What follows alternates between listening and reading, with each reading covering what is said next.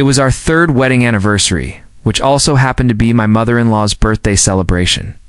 The gift I'd carefully designed, a small jade figure, was knocked to the floor by my brother-in-law, Preston.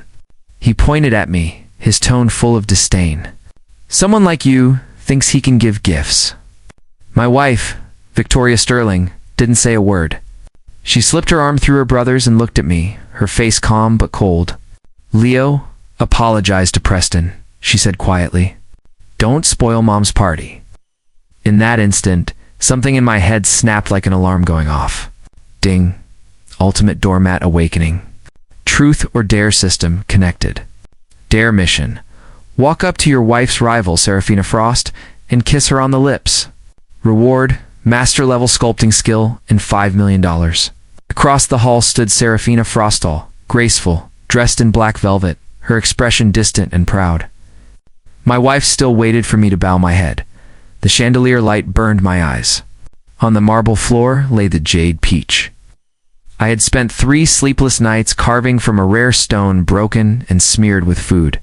Another gift, a tray of homemade braised beef broth I'd cooked for hours, had been slapped from my hands by Preston. Hot soup spilled across my palm, the pain sharp and stinging. Preston leaned closer, sneering. "You really think you belong here?" Laughter rippled through the guests' Boston's upper circle, watching the Sterling family's drama unfold. I looked at Victoria. She was beautiful in her champagne-colored gown, elegant and distant.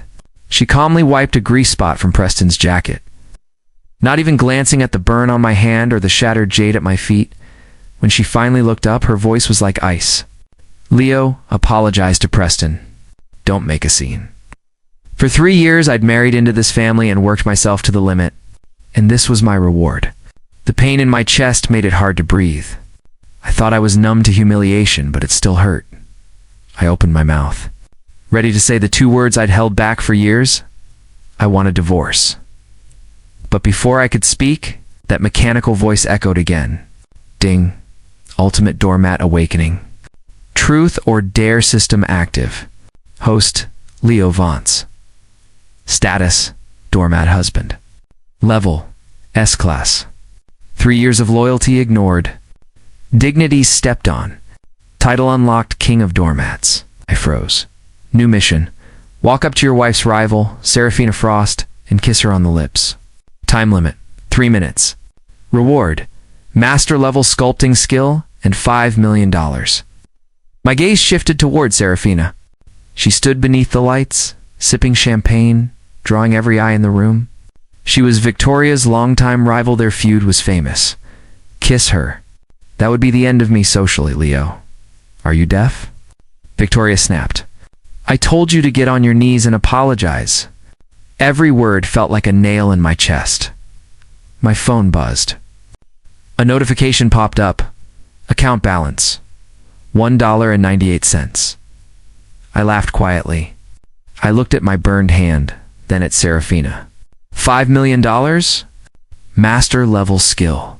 Weren't those the dreams I'd given up everything for? Dignity? I'd lost that a long time ago. As Victoria glared, I finally moved.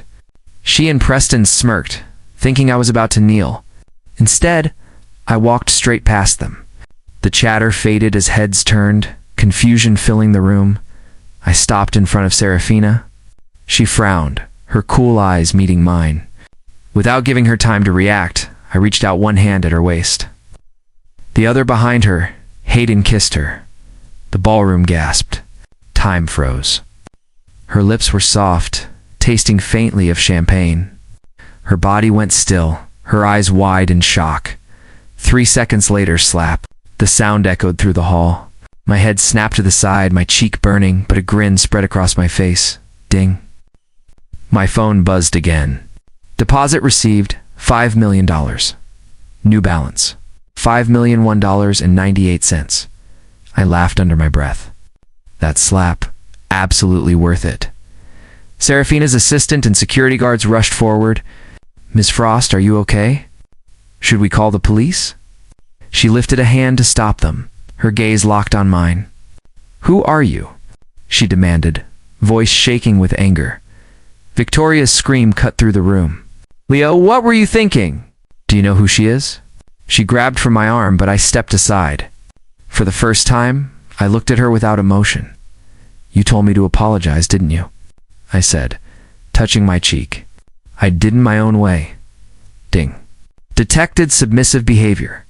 Truth's mission activated. Please say, compared to kneeling to your brother, I prefer the Queen's slap. Reward. Lifetime legal support. Savage system. I liked it.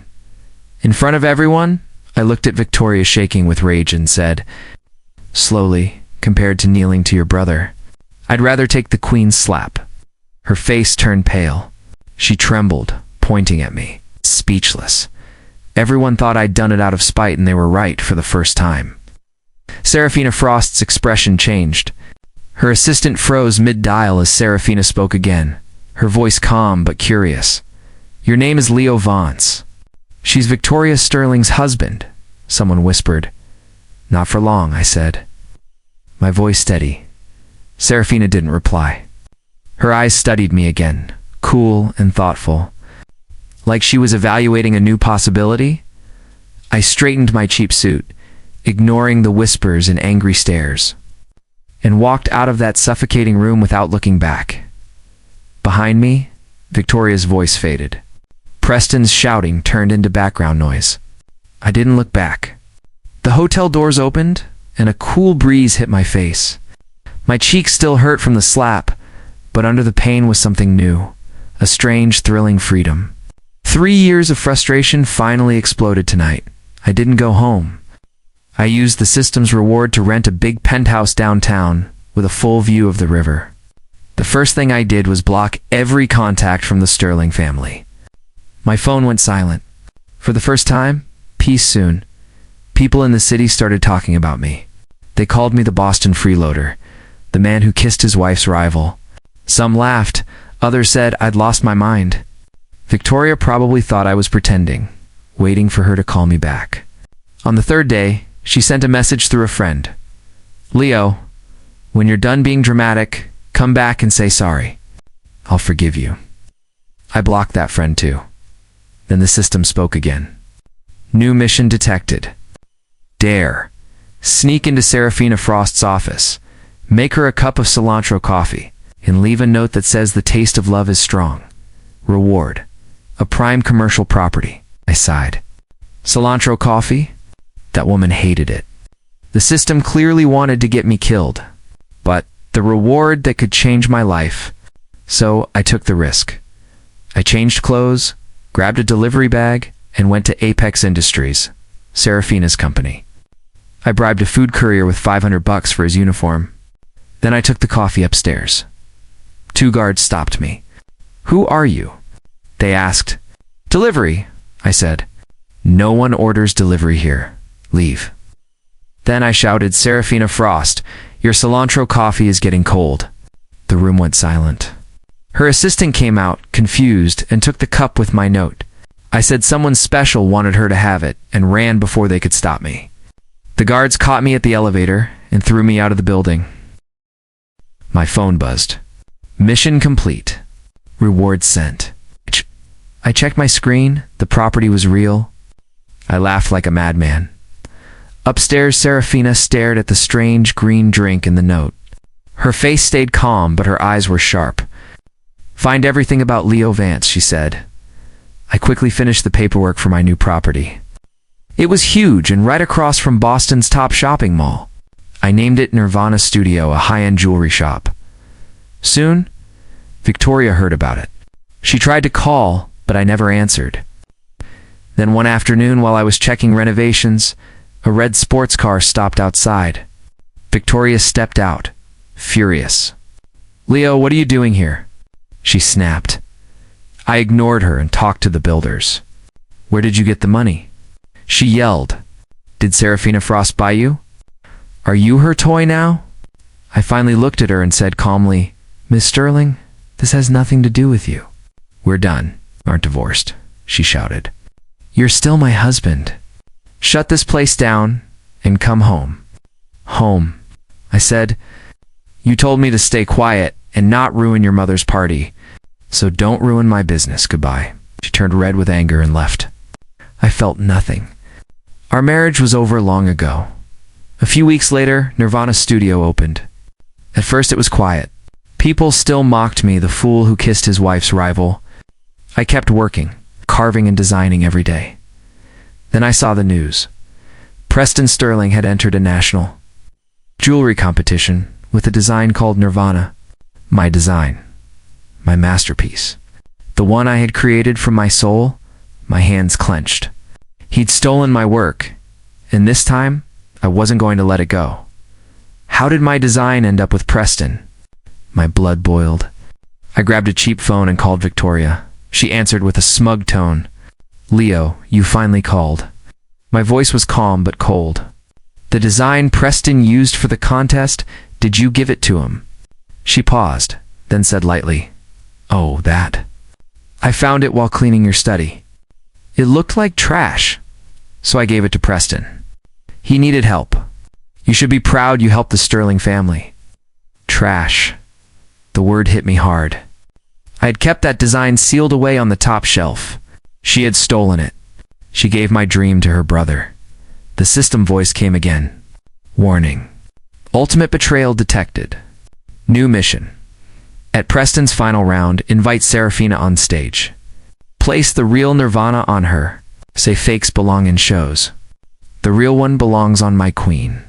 Reward, advanced tech patent. I stared at the screen and laughed. Victoria Preston, you'll pay for this at your big moment. I closed the studio, used my savings, and pulled out my rare jade.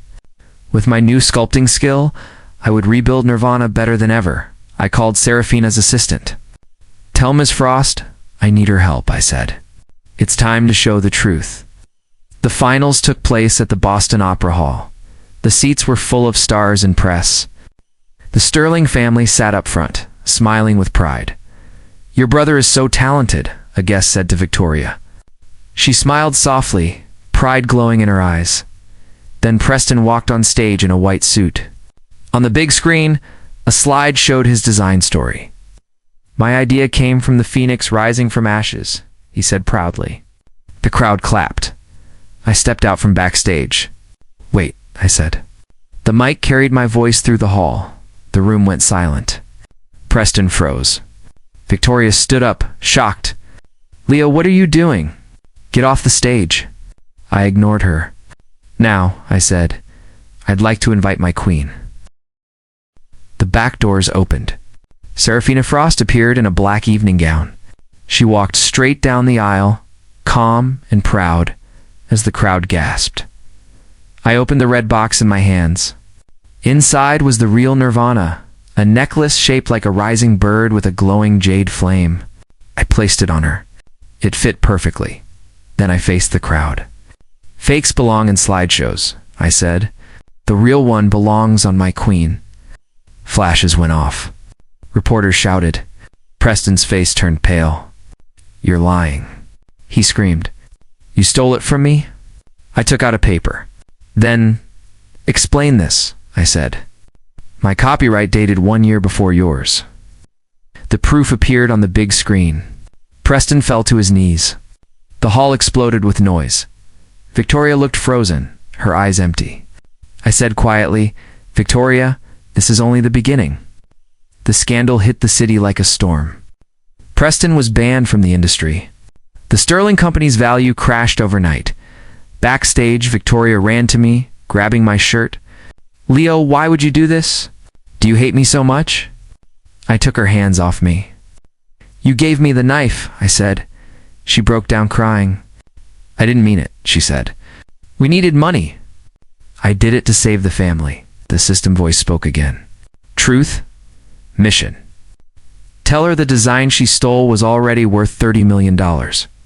Reward, lifetime security team." I crouched down, looked into her eyes, and spoke slowly. "Victoria, 1 week before you took that design, a global jewelry brand offered me $30 million for it." I showed her the message on my phone, an official email with the offer. "$30 million, I said softly. It was my chance to finally stand on my own. She stared at the screen, her face pale and her eyes empty. "No," she whispered softly. That is impossible. I stood up and looked down at her trembling body. Now we are even, I said, and turned to walk away. Leaving her crying on the floor, not far away, Serafina Frost leaned against the wall, watching in silence. Her face showed a mix of shock, sympathy, and maybe even admiration.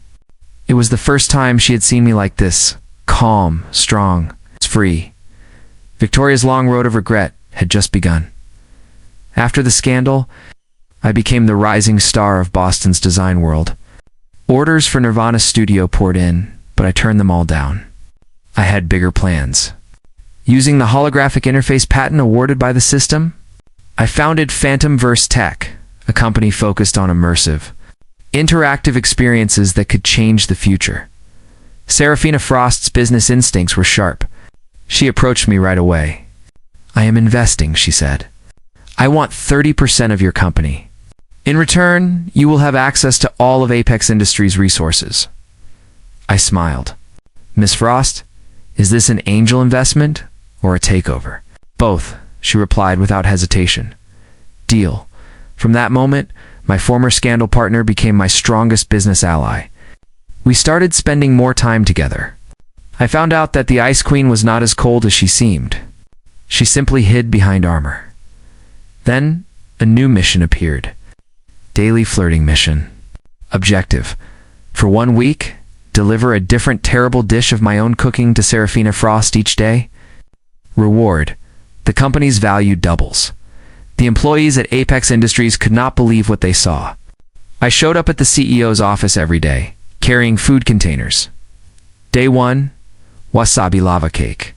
Serafina took one bite, and her expression said everything. Her face turned green and she kicked me out. Day 2, durian crepe pudding. She covered her nose and had both me and the pudding thrown into the elevator. Day 3, stinky tofu pizza. She said nothing this time, just called security. But on day 4, she did not call anyone. On day 5, she almost looked like she was expecting me. Rumors about the two of us spread like wildfire through the company. Meanwhile, Victoria tried to win me back. She called me many times every day and sent endless messages. I ignored them all. She even started doing what I used to do, cooking for me and waiting outside my office. My assistant threw the food away every time, but she never gave up. Every evening, she stood there, watching as Serafina's white car stopped in front of me. She saw me get in, smiling and talking with Serafina as we drove away. And every night she stood frozen under the streetlights, filled with jealousy and regret. For the first time, she truly understood what she had lost. Back home, she turned her anger on her brother. She froze all of his accounts and threw him out of the house. Soon after, Serafina and I joined forces and won the contract for Boston's Smart City Holographic Interface project. It was the same project the Sterling family had dreamed of for years, but never got. At the celebration dinner, I was the man of the hour. Victoria could only see me on a blurry news broadcast. Sterling Enterprises was collapsing. The scandal and the loss of the project destroyed them. Their rival, the Walton Group, attacked and began a hostile takeover. Victoria's father, the man who once mocked me, had a stroke from the stress and was hospitalized. The company fell into chaos. Victoria begged for help, but no one listened. When a wall is about to fall, everyone gives it a push. That is business. That night, the rain poured down. I was in my office on a video call with Serafina when my assistant knocked on the door. Mr. Vance, she said. Miss Sterling is downstairs. She says she needs to see you. Tell her to leave, I said. She says if you do not see her, she will wait. I looked out the window. The storm was heavy. Serafina stayed silent on the call. Just watching me. After a moment, I said ignore her, and closed the blinds. The rain kept falling all night. When I came down the next morning, she was still there, soaked, pale, and shaking. When she saw me, her eyes lit up. She stumbled forward. Leo, she said weakly, please help the Sterling family. I was wrong. I know I was wrong. If you help us, I will do anything. Her pride was gone. She was begging like a commoner. Then Serafina's car pulled up. Her white cars shone through the rain. She looked calm and perfect. I said nothing to Victoria. I opened the car door and got in. The window rolled up, shutting out Victoria's broken face. In the mirror, I saw her fall to her knees, crying in the rain. A cold, mechanical voice echoed in my head. System prompt: host faces ultimate choice. Option A: watches the Walton Group destroys Sterling Enterprises, leaving Victoria in despair. Reward: Phantom vs. Tech market cap will exceed 100 billion. Option B: intervene and acquire Sterling Enterprises personally, taking control of Victoria and her family's fate. Reward: unlock skill Grandmaster business negotiation. I did not hesitate. I chose B. Serafina looked at me. Still have a soft spot for her? She asked. I smiled. No, I just like collecting trophies. I picked up my phone. Start project checkmate. Target Walton Group and Sterling Enterprises. I did not want to destroy Victoria. I wanted her family to kneel before me. The market is a battlefield. With Grandmaster level negotiation skills, I felt unstoppable. Serafina and I launched a ruthless campaign. We broke the Walton Group's defenses and quietly bought out Sterling shareholders. I divided them, bribed them, and threatened them, whatever it took. Within a week, the Walton Group collapsed. I took control of more than 60% of Sterling Enterprises. I was now the true owner of Sterling Enterprises. The final signature required Victoria's name. The signing was set in her father's old office, the chairman's office. I sat in the large leather chair that used to belong to him and watched as Victoria walked in. She looked thinner now, her face pale and her eyes empty. "Did you come here to laugh at me?" she asked quietly. "I came to sign a contract," I said. Sliding a file across the desk, her hand shook as she tried to pick up the pen. After several tries, she could not even write a full word. "Leo," she said softly, tears in her eyes, "are you really going to destroy the Sterling family completely? My father is already in the hospital. Can you please let us go?" I said nothing. Instead, I pushed another document toward her.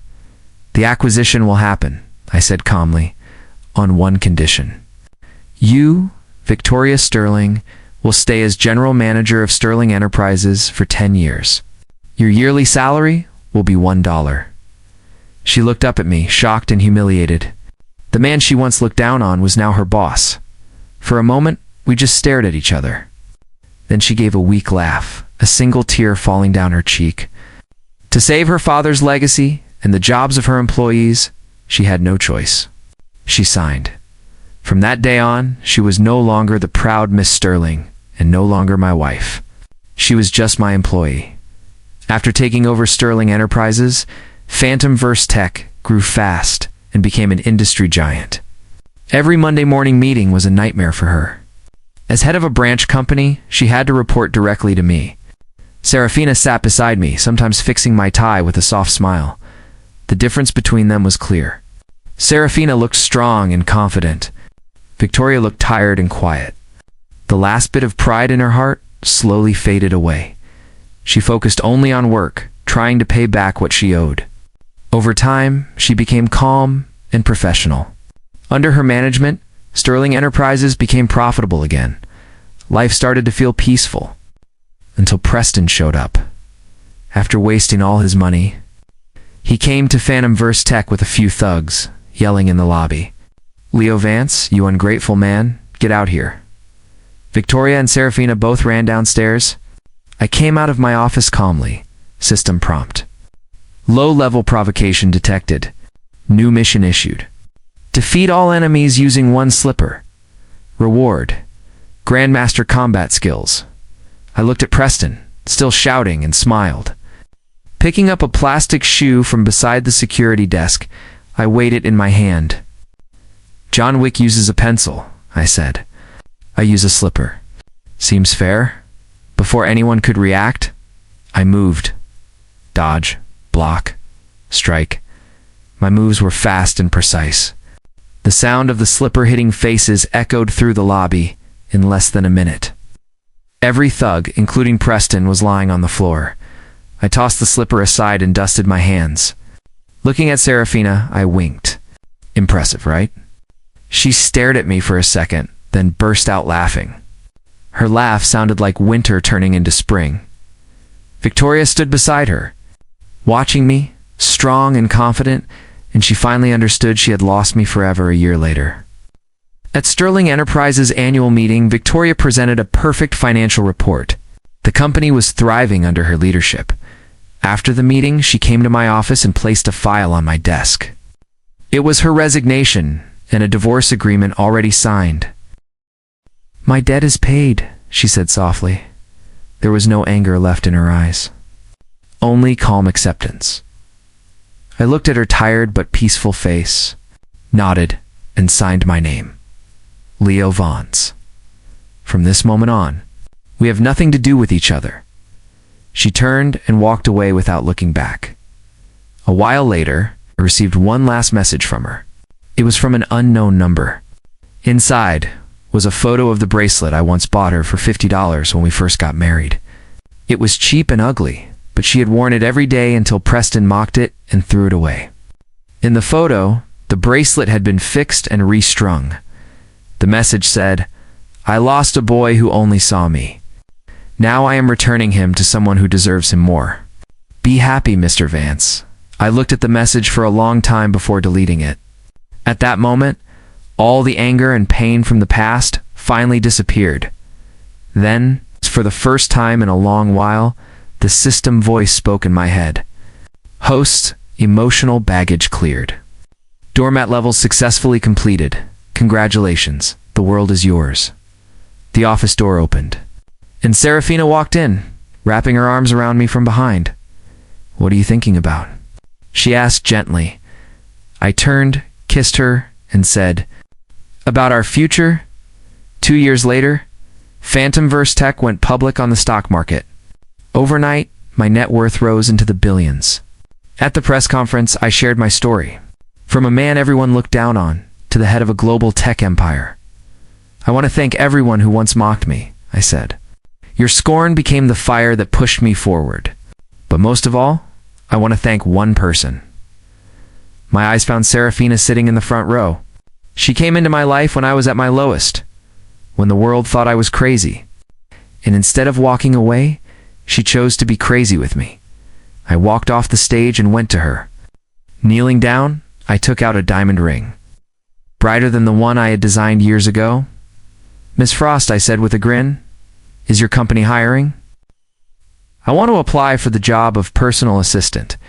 I can cook, fight, and make money for you to spend."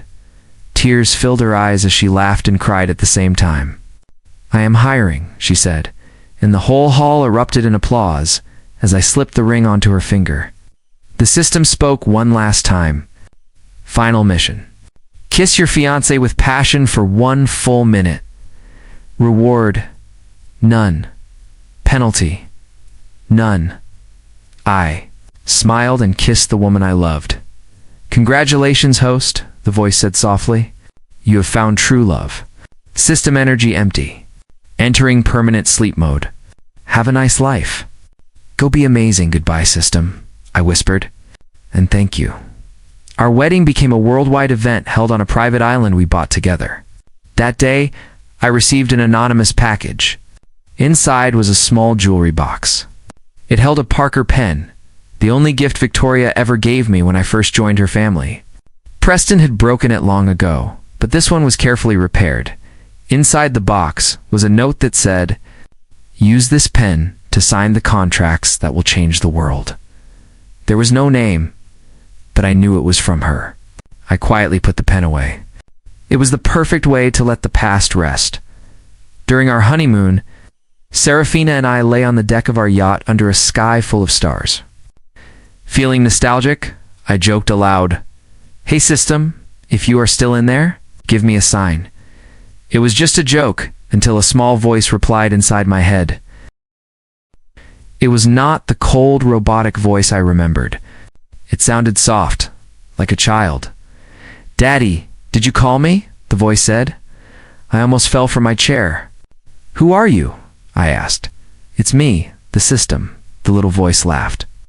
Before I went to sleep, I used my last bit of energy to upgrade myself into an AI. My new mission is to recognize you as my main user. Nice to meet you, Daddy. Serafina looked at me curiously. Who are you talking to? She asked. I pulled her close and smiled at the stars above us. Nothing, I said. Just saying hello to our first child. The one who will help us change the world. My story had ended, but a much bigger one was only beginning.